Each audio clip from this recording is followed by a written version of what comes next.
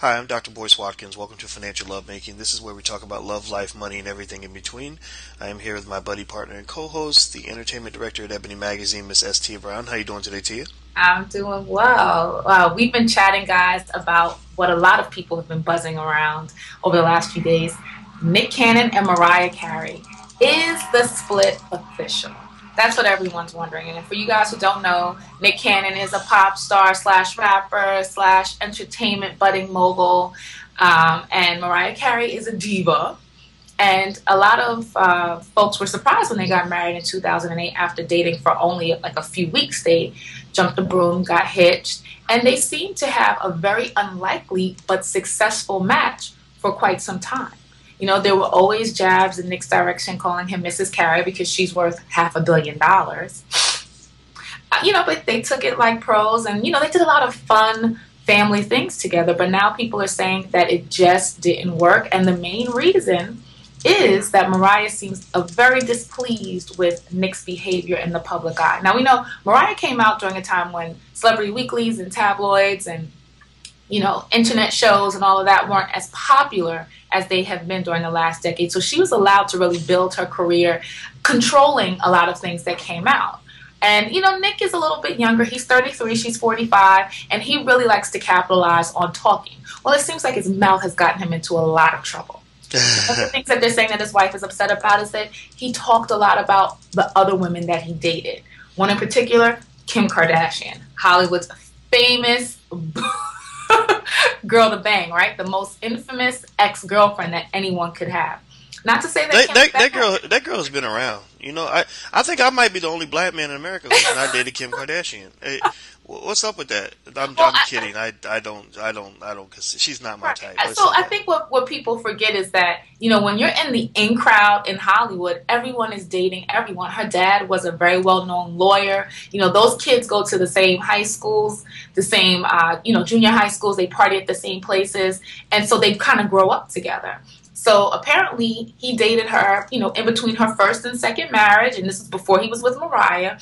But Mariah Carey allegedly was very upset that he shared that information. Another thing that she was allegedly upset about is the fact that he shared that they didn't have intimate relations until after they were married. And she thought that that was just personal and very kind of tactless, allegedly, to share. Now, we all know that marriages don't, just kind of blow up or implode because of two small things like that have been happening. So we know that there are other things that are going on in the backstory. We know that Mariah's career has been, very stressful over the last. She hasn't had as many hits as she's had in the past.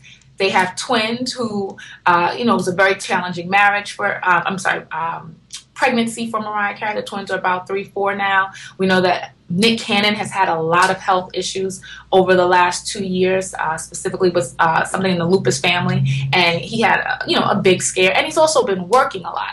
So I just think all of these things coupled together have kind of created a cocktail that the couple hasn't been able to get over. What are your thoughts, boys? I honestly, I didn't think the marriage is going to last. I really don't have a lot of faith in marriages where the man is more than say 5, 6 years younger than the woman. Okay. It doesn't mean that it can't work. It just means that it usually does not. Even when Stella got her groove back, when what was it Terry McMillan that married Yes, the guy that was young enough to be her son. I think that that's a nice fantasy. I think the problem is that it works until the woman hits a certain age, and the man's interest physically starts to change a little bit. It's no different from women sort of being attracted to men who maybe have wealth and power and status and strength, various forms of strength, height, muscle, etc. So sometimes to ask a man to date a woman that's almost old enough to be his mother, that's a lot like asking a woman to date a man who's broke, a man who's short, a man who's dumb, who's a weak man. I mean, she might love that man, right, but she may not be as attracted to him as she would want to be. So right. I don't doubt for a second that Nick loves Mariah. I really believe that he does. But unfortunately, you can get to that point where he's 33, he's at this huge sexual peak. People tend to be just really energetic and really horny between the ages of 27 and 30, 33, 34, especially women, but men as well. And he's meeting women in that same age group who are hitting on him, who are offering him whatever his wife won't give him, who are really tempting him in a lot of ways. And then at home, he's got the 45-year-old wife who's, physically anyway, her best years might be behind her. She might still be a great person, and she's the mother of his children. He has to love her. He has to respect her, but he may not want her as much as he wants to want her. Right. So are you finished? I'm sorry. Go ahead, please. I definitely understand your point, and I don't want to discredit that male perspective at all. But I also want to add some other components. I think one of the challenges that presents itself with age is that that people tend to be at different points of their career. So when it's reversed and it's the woman who's older and the man who's younger, Mariah Carey had already reached the peak of her hustle before she was married to Nick Cannon. Yeah. So she was 39, 40 when they started, building their family and all of those things. And Nick, he had a very successful career, but he was still on the rise. And one of the things we hear reports saying is that Nick was really focused on building his empire. He has incredible entertainment that did management, that's doing production, that's doing all these different things. And it's time consuming. He's also hosting television shows, and his priorities seem to not just be with his family, but also to be with reaching the level of success that he always dreamt of having. He talked about having Will Smith as a mentor when he was a young man, and really wanting to be able to live in that world. And I think it's very challenging to balance having a family with young children, having a wife who has her own, diva assortment of duties and responsibilities, which albeit are very different from a regular woman, because Mariah Carey is a superstar, let's be clear. And then also pursuing your own dreams and goals. And, and I have to state the obvious. It is a challenge when financially you're at different points. You meet a woman who's worth $500 million. Even if you have $50 million, and if you're ambitious and you still haven't reached your goal, it's a challenge to say, I feel equal in this situation, and I'm going to stop here to put spending time as a priority over earning more, so I may feel more parallel. So, there's so many challenges there. Especially if people are calling you Mrs. Carey. Right, Mrs. Carey. That's just, I don't get me wrong. We live in a modern society. Absolutely. But I don't know a lot of guys who are comfortable with something like that. Right. I know I wouldn't be. So Mrs. Brown. Well, Mrs. Brown, they do call me Mrs. Brown, and I've just learned to accept it, because if I run my mouth, then I'm going to get in trouble like Nick is. But no, in all seriousness, though, I just think that as much as we want to move forward and have a fair and equal and modern society, which I think we are doing that, and I think we should, and we have to give women all the respect they deserve, because women are the majority of the workforce now. I mean, women are killing it, especially black women. But at the same time, there is a reason that men tend to have more testosterone than women do, and testosterone does things to your mind. Testosterone makes you horny. These are facts. Testosterone makes you aggressive. Testosterone makes you want to feel strong. So when you emasculate a man, you are reducing the testosterone flow, literally physically reducing the testosterone flow through his body. You're replacing that with estrogen. You're making him weaker and less attractive. I read this. I'm not kidding. I'm not making these things up. These are things that people can go look up. And so ultimately, I think one important thing, if ladies want their man to be at his best, you have to help that man feel like a man. You don't have to succumb to some sort of caveman like Unga Bunga, get in the kitchen and bake me some damn cookies kind of mentality. No, you don't. But to think that any man, especially a man like Nick, who's worth $75 million, is going to be happy being called Mrs. Carey, you're out of your damn mind. What's going to happen is, in that situation, if you are emasculating that man, he might put up with it. If he has a value system that tells him that he should stay with you, then he's going to remain in that relationship, and he's going to do his best to be a good man. But guess what? When you're looking the other way, he's going to be creeping away to that woman that makes him feel like the man that he wants to be. Okay, well, I think those are all very valid points. But then the question becomes, you choose to be in a scenario where financially you're not equally yoked. You sought this woman, and you knew very much more than any other man. Nick Cannon knew what it meant to date a superstar because he's grown up in that world. So it's a little bit unfair to vilify the woman as saying, I'm emasculating you, when you came into this situation knowing what it was.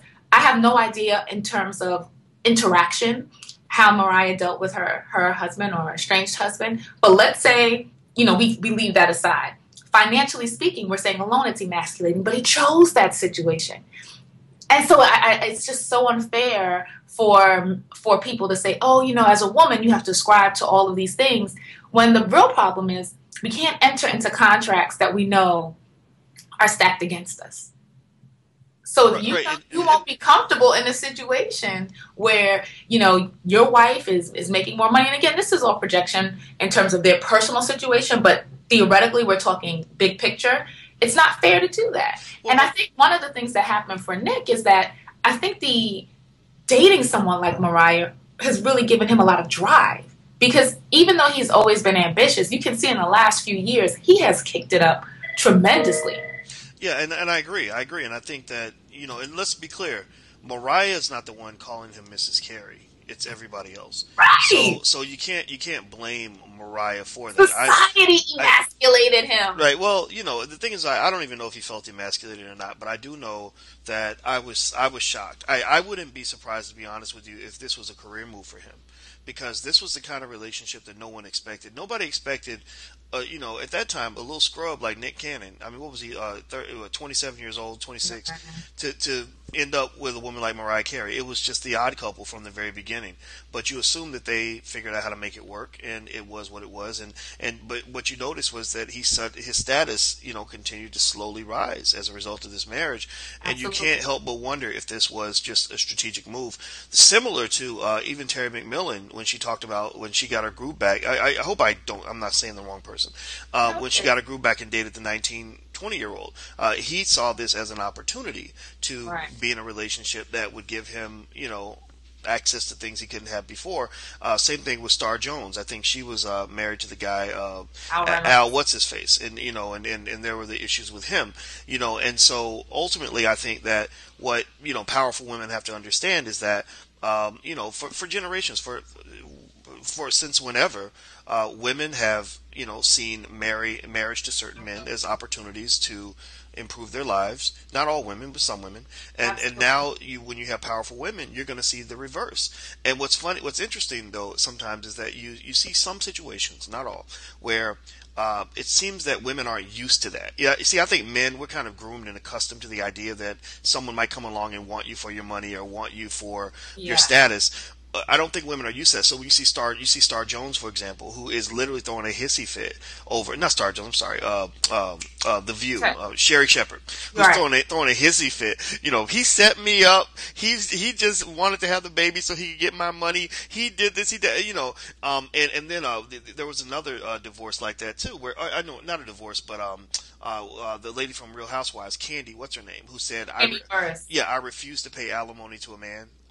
She's the one that said, so you kind of have this resistance, and men are sitting back saying, "Oh, welcome to our world." I mean, alimony and child support. I completely agree, and I do think that it's really hard because we're socialized to value different aspects of ourselves, and one of the shifts that have happened now that we have become high income earners is that we're expected to maintain, the household, our beauty, and then financially contribute.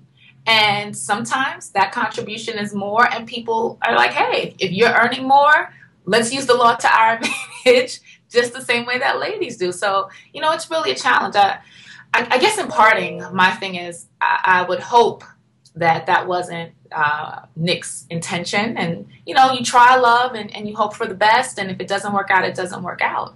But if it was, I'm pretty sure that Miss Carey was smart enough to protect herself financially, and they will go their separate ways, and hopefully have an amicable relationship for the sake of their kids. What are your thoughts, boys?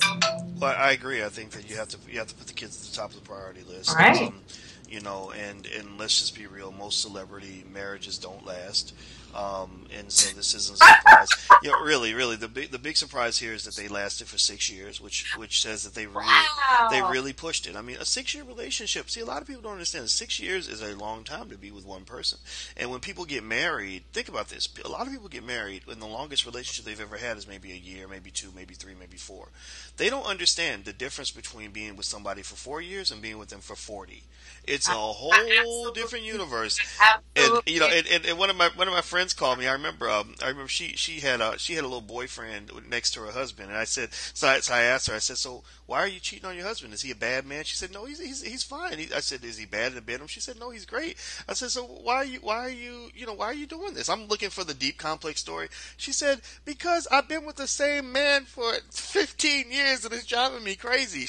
Wow. She said when I got married at 24, 25, I didn't know what it meant to be with somebody forever.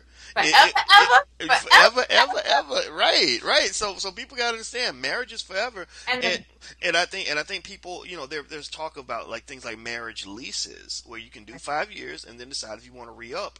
I don't think that that's a problem. I really don't. But hey, that's just my opinion. well, tell us your opinion. You've heard voices. Should you get a marriage lease? Write in and let us know. Have a great day. Bye bye. No, I agree. Like forever, ever is a very long